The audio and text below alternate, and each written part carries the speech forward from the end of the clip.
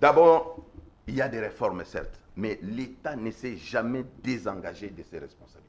C'est comme si vous disiez, nous avons l'aéroport international d'Ndjili, on confie ça à un privé, et que l'État ne peut même pas fouiller, ne peut pas contrôler qui que ce soit. C'est faux et archi faux.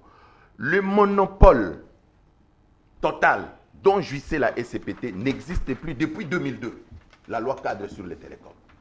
Aujourd'hui, quand vous lisez la loi cadre sur les télécoms, la loi 013, eh bien, cette loi-là reconnaît à l'opérateur public, comme partout ailleurs, le droit de gérer ce qu'on appelle les gateways nationaux, la plateforme d'interconnexion entre les services et surtout les backbones de la fibre optique.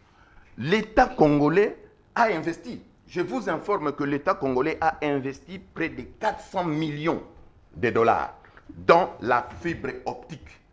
Liquid, ce n'est pas une... On ne sent pas les résultats, probablement. Non, vous ne sentez pas les résultats, mais les faits sont là. L'État a investi près de 400 millions pour le dépôt, même si c'était mal fait, parce qu'il y a des problèmes avec des câbles qui ne sont pas blindés et consorts. Mais au moins, l'État a investi. Et l'État ne peut pas donner ça à un privé dans la mesure où, dans les sociétés de télécommunications, vous avez deux catégories. Liquid, là, qui est mauricienne, de le départ en île Maurice, c'est un opérateur de transmission. Ce n'est pas un opérateur d'accès. Vous avez la SCPT, donc l'opérateur public, c'est un opérateur d'accès, c'est-à-dire c'est lui qui facilite les contacts, c'est-à-dire toutes les autres sociétés de télécommunications doivent venir se greffer. D'ailleurs, Thales avait même donné du matériel pour leur permettre de se greffer au niveau de la SCPT afin de faciliter l'interconnexion et surtout de comptabiliser les appels entrants qui constituent une source de revenus très importante. Il a parlé de la RPTC. Effectivement, nous condamnons la RPTC et nous l'avons dit. Moi, je connais la RPTC. Je connais l'histoire de la RPTC. Le directeur des cabinets aujourd'hui du ministre Okunji, il était là, il travaillait à la RPTC. Il est parti pourquoi? Parce que nous avons dénoncé les abus qu'il y avait là-bas. Et il a été remercié de la RPTC. Le directeur des cabinets, l'ingénieur David Mewa, qu'ils ont envoyé pour aller exercer les droits de réponse sur la chaîne nationale par rapport à ce que j'ai dit. Et oui, ils ont envoyé, oui. Mais moi, j'aurais bien voulu qu'il y ait un débat. Ça, ce n'est pas le problème. Maintenant, je vais démontrer là où la RPTC a péché. La RPTC, dans les documents, dans les cahiers de charges qu'il a transmis au ministre, a non seulement autorisé que Liquid puisse, gérer, s'occuper de la transmission, mais également d'accès. Deuxièmement, nous ne savons pas jusqu'au moment où je vous parle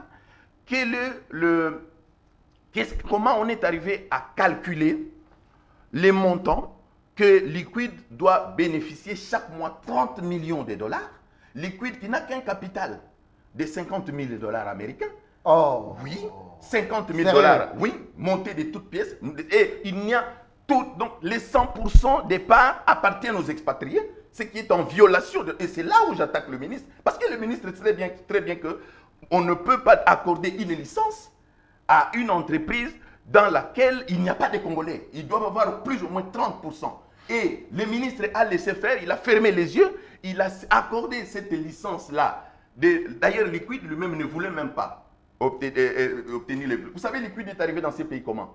Lorsque la SCPT accorde une ligne de la fibre optique à la SNEL, la SNEL ne pouvant pas gérer le flux qui passait dans ces câbles-là, a dû recruter par appel d'offres Liquid.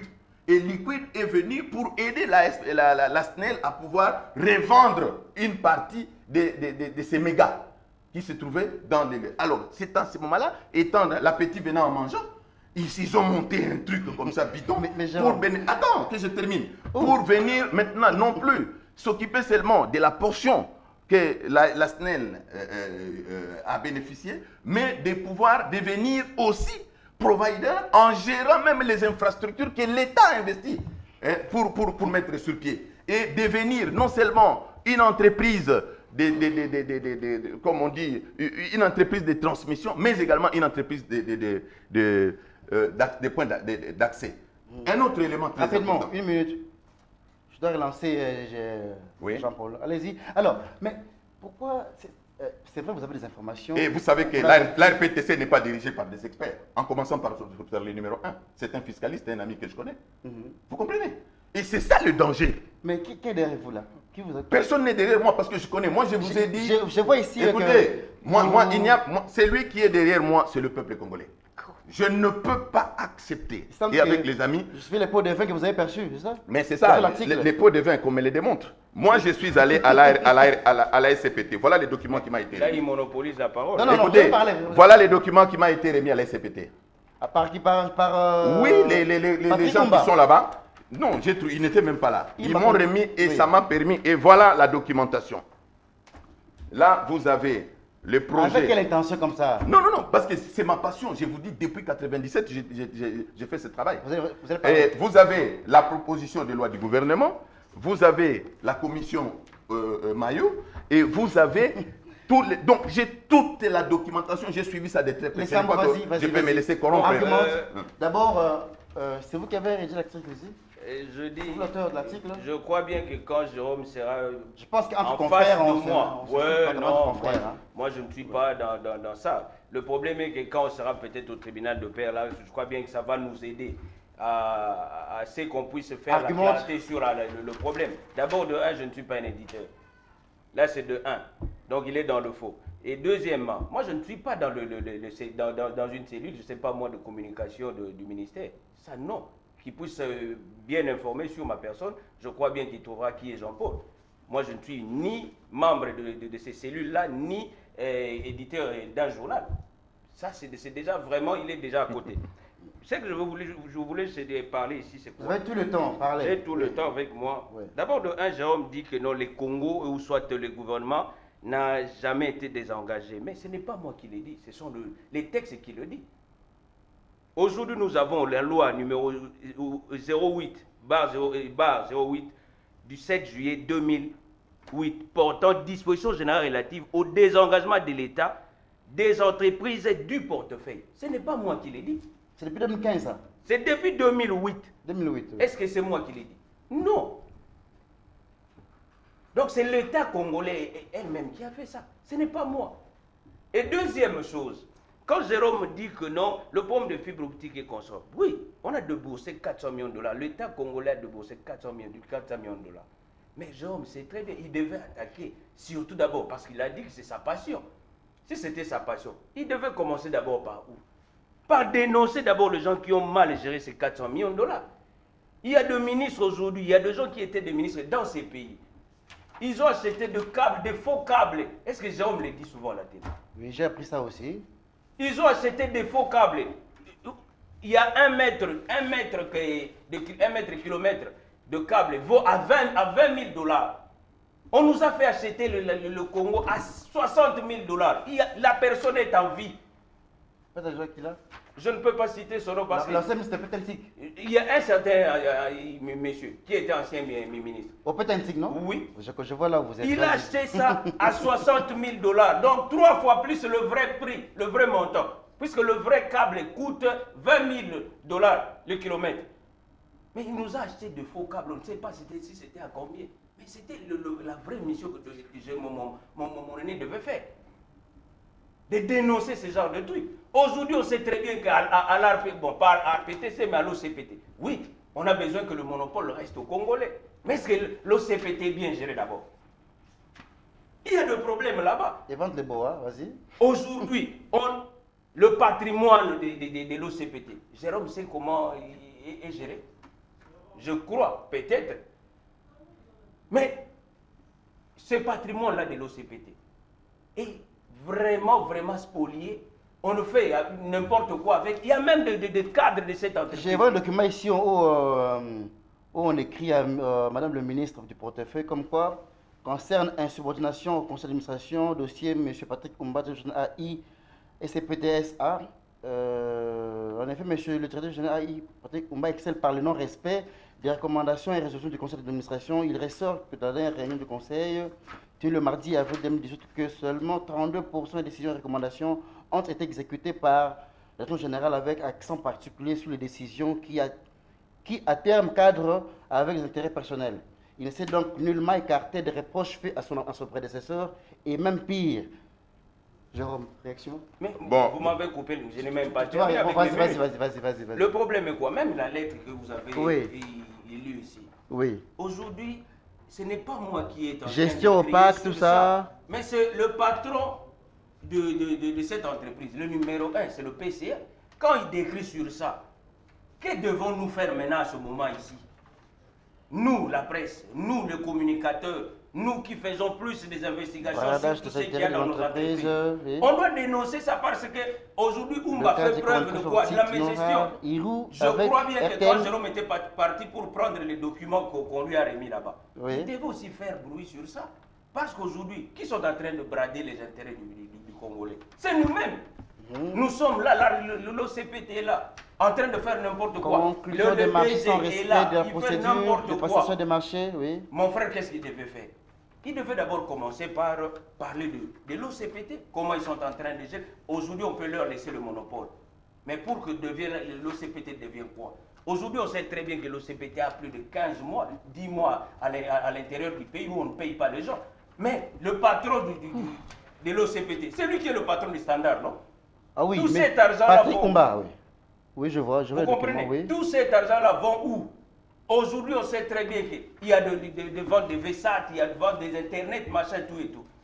On a demandé au comité de gestion où sont les gens qui payent à l'État congolais. Il a dit que non, il y a seulement Orange, machin, tout et tout. Les autres payent juste sur satellite. Mais le ministre a fait appel à tous ces... le patron de télécommunications. Ils ont montré de preuves de paiement qui paye à l'État congolais. L'État congolais, qui représente l'État congolais ici comme entreprise, c'est l'OCPT. La SCPT, oui. La SCPT, bon, puisqu'on a changé de dénomination. Oui. Mais aujourd'hui, mon frère en face ou à côté, qu'est-ce qu'il devait faire? Nous sommes là pour le peuple congolais. Nous ne sommes pas là pour nous-mêmes. Mais je crois bien qu'à la fin, je vais poser une seule question à Jérôme. Pose la question. Non, pas maintenant. À la fin, pour savoir s'il va me dire quoi par rapport à ça.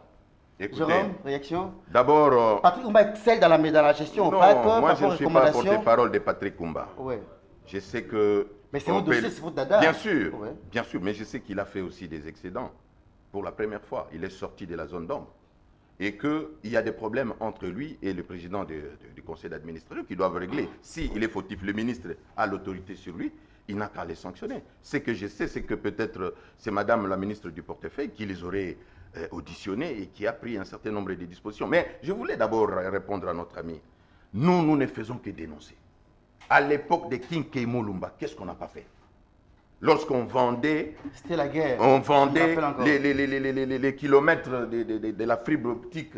On communiquait qu'on devrait dépenser $20 et $60 000 au lieu de 20 000. Encore un câble non blindé. Ce n'est pas aujourd'hui qu'on le fait. Nous l'avons fait. Le ministre, votre ministre Okunji, est monté notre au créneau. Ministre, c'est le ministre de l'État congolais. Votre ministre. Non. Bon, notre ministre, écoutez, notre ministre, quand il était, lui, il avait interpellé.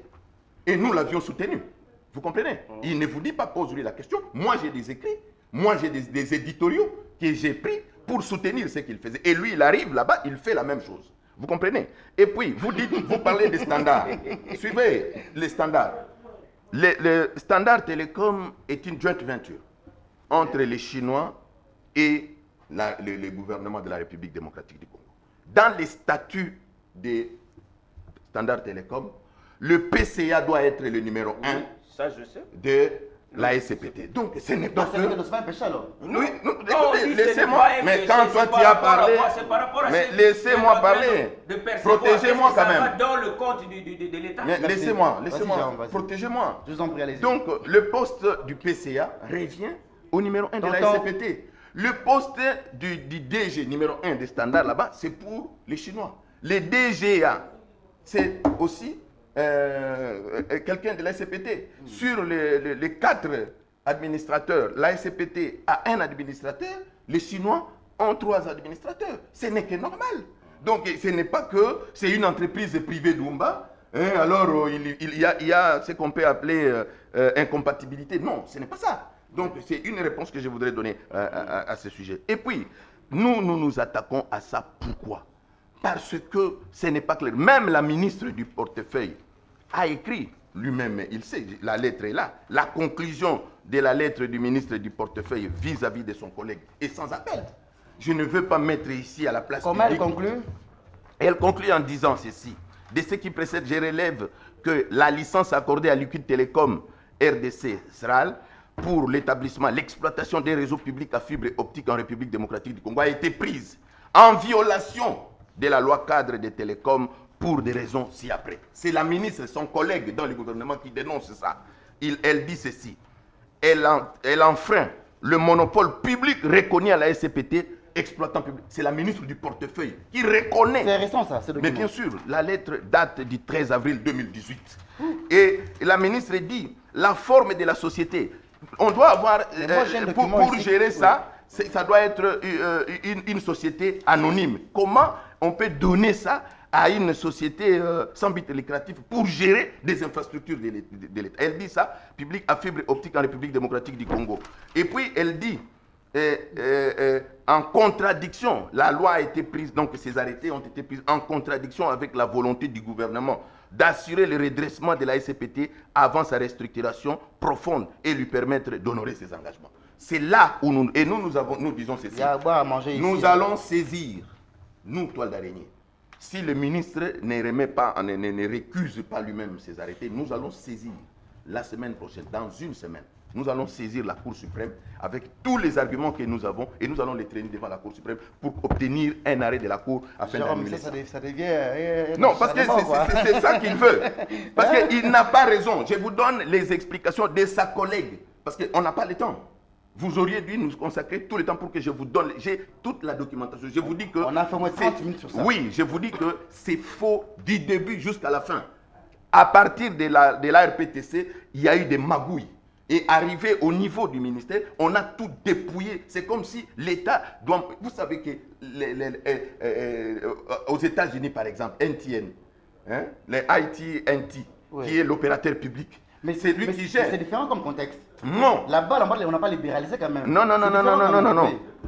On n'a pas libéralisé, oui, mais il y a des opérateurs qui opèrent, par exemple, des opérateurs de télécom comme ici, qui sont connectés à l'opérateur public. Ici, ils ne sont pas connectés. Le problème, c'est de gérer le flux des appels entrants et sortants, c'est de gérer l'interconnexion, parce que là-dedans, vous avez des informations très importantes pour la sécurité et la sécurité de la nation. Merci beaucoup. Et on ne peut pas laisser ça entre les mains des privés. Et c'est ce que notre ministre Okundi est en train de faire, c'est ce que nous déplorons. Et on ne peut pas permettre à une société qui n'a que 50 000 $ comme chiffre d'affaires et venir diriger, ravir la gestion à une structure de l'État, là où l'État a investi 400 millions. Merci, cher Jérôme. Alors, concluez, puis on va... Bon, pour conclure, je vais dire... Ils annonçaient l'émission, vas-y. Je vais juste lire un petit paragraphe 3 minutes, ici, hein, par rapport à ce que Jérôme est en train de nous brandir là.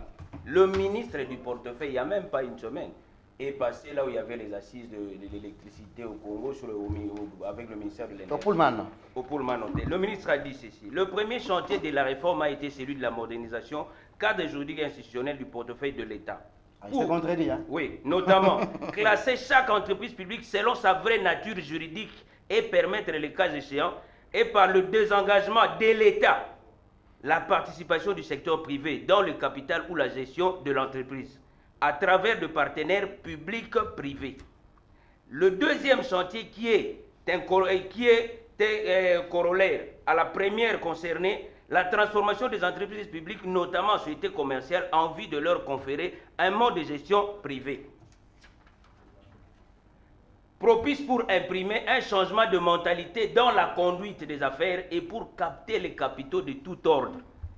Le chantier ultime et le plus important de la réforme est celui de la restructuration profonde de ces nouvelles sociétés commerciales, condition sine qua non d'atteinte des résultats escomptés et de pérennité des activités de ces entreprises. Ce n'est pas moi qui l'ai dit. Non, elle se contredit. C'est le ministre du portefeuille. Elle ne se contredit pas. Laissez-moi le temps. Je vous avais laissé le temps de parler. Une chose est que, aujourd'hui, moi je vais demander à mon frère est né, Jérôme, si son combat est pour le peuple congolais, je suis d'accord avec lui. Oui. Mais si c'est pour des intérêts, là, je ne suis pas d'accord avec lui. Je vais lui poser une question jusqu'à la fin, comme je vous l'avais dit. Un jeudi, je crois bien, je veux demander à M. Jérôme, un jeudi... Vous ne savez pas répondre parce que le temps, il n'y a plus. Non, il ne va pas répondre. Pourquoi je ne dois pas répondre? Pas maintenant, là, comme vous voulez. Le jeudi 10 mai, à 15h, à la caisse de l'OCPT, est-ce que c'était un journaliste, c'est pas moi qui l'ai dit, c'est un journaliste, c'est Baromètre, c'est un journaliste de votre structure, ou soit c'était quelqu'un que vous connaissez bien, qui était venu à votre place pour percevoir de l'argent? Ça, c'est le baromètre qui l'est dit. Mais le baromètre n'a qu'à écrire... On l'a vu où? Je peux répondre? On l'a vu où? À la caisse, à l'OCPT. À l'OCPT. C'est le directeur financier qui s'appelle Jean Dibila ou Dibala. Non, mais j'y vais aussi souvent. Toi, tu vas là-bas. On a dit c'est dans ce cadre. Je vais partout, dans tous les ministères, je vais chez Chibala, chez Nina. Moi, je dis, ce n'est pas moi qui l'ai dit. Il y a un journaliste ici, le baromètre, qui a dit ça. Voilà pourquoi... Jérôme doit aller avec ces gens-là en justice que de m'amener quelqu'un à qui il n'a pas toute la maîtrise sur la personne qui dit que non, il va m'envoyer pour qu'on puisse discuter devant le tribunal de paix. Mais le journal est là. Est-ce que Jérôme peut nous répondre? C'est fiable, c'est fiable. Bon, c'est juste une question pour moi. Bon, voilà. Écoutez, moi je dois répondre en disant ceci. D'abord, je suis allé à la SCPT pour retirer les documents. Et même si je partais à la SCPT... C'est gratuit, je pense. Oui, gratuit. Je peux même vous donner aussi. Voilà, merci. Je suis allé prendre les informations. Et même si je partais là-bas, qui peut m'interdire d'aller là-bas? C'est pas un péché. Je suis un prestataire de services. Au nom de quoi? Et c'est pour cette raison que j'ai traduit le monsieur. Mais moi, je n'ai pas reçu de l'argent de la SCPT. Il n'a qu'à prouver. Pour dire que j'ai reçu. Il parle de 10 millions. Il doit me montrer les 10 millions. J'ai dit le journal ne l'a pas. Mais c'est faux. C'est faux et archi faux. Au contraire. Les agents, écoutez, les agents de l'OCPT, les agents de l'OCPT sont là et ils sont fâchés contre les ministres et contre tous ceux qui veulent les dépouiller de leurs prérogatives. Et moi, je retrouve le mercredi, le même plaisir. Bon, je vais très bientôt. Merci. Cher Jérôme.